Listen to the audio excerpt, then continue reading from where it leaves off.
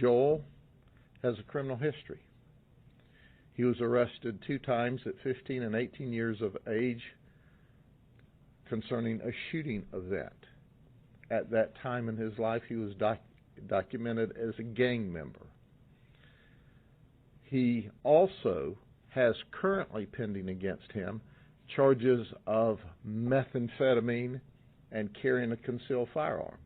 Those charges are pending at this time. He also has a history of resisting arrest. And now, our detectives this afternoon are adding the criminal charge of aggravated manslaughter of a child, which is a first-degree felony. Jasmine doesn't have a criminal history, but she does now. She's been charged with aggravated manslaughter of a child.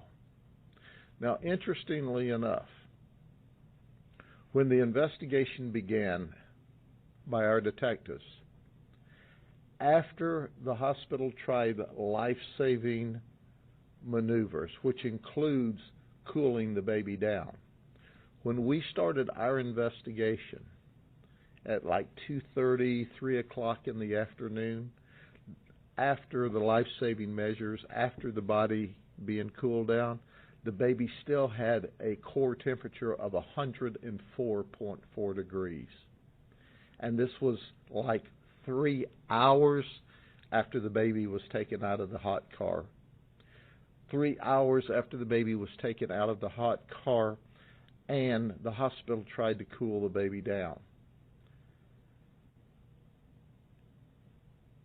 This rips your heart out.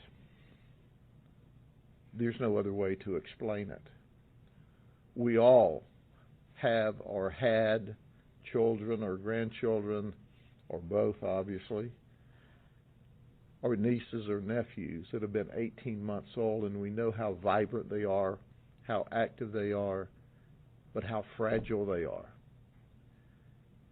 And this child, from 3 o'clock in the morning until she was discovered, was harnessed and could not get away from this.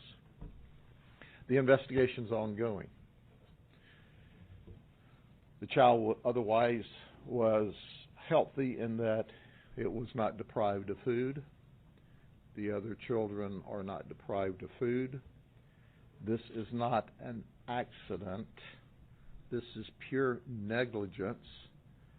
And I suggest to you the core of the negligence is the abuse of drugs and the use of drugs. And who suffered? Who died?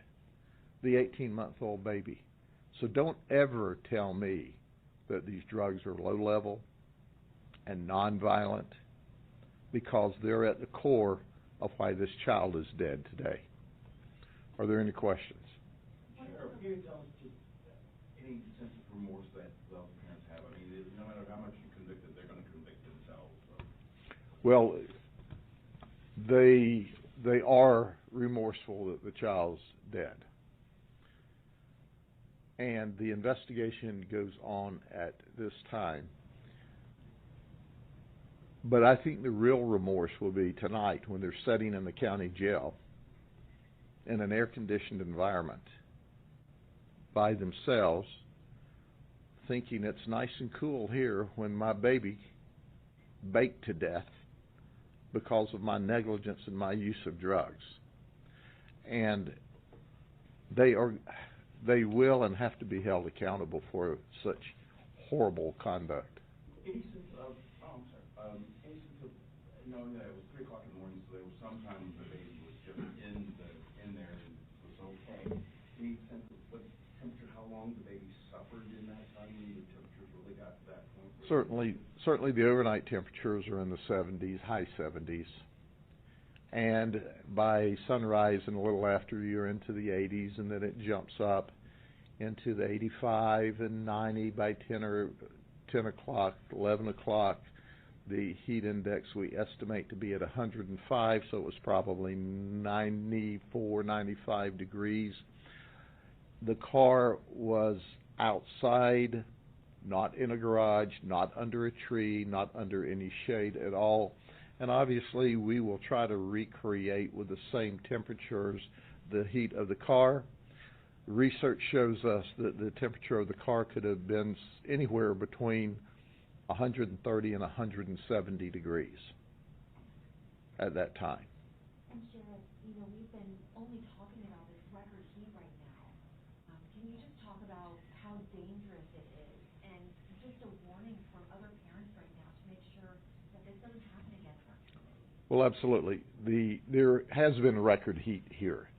In fact, something that I don't normally do, I sent out all mails to my deputies who wear bulletproof vests, to say, hey, you have to start hydrated and you have to stay hydrated all day long.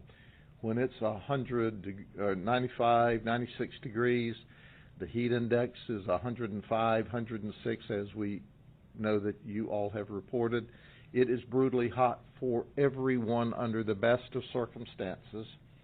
And then this child is shut in the car, obviously with no movement of air, with it becoming hotter and hotter and hotter as the morning went on. And you just can't, there aren't words to explain this. And Jasmine's still in bed asleep. She's still in bed asleep. Has no idea that her baby is in the shape it's in.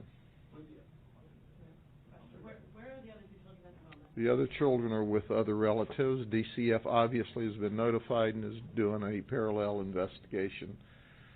They responded immediately. DCF works really, really close and really, really well with us, and their response was immediate. Can you tell us where that North Lakeland home is?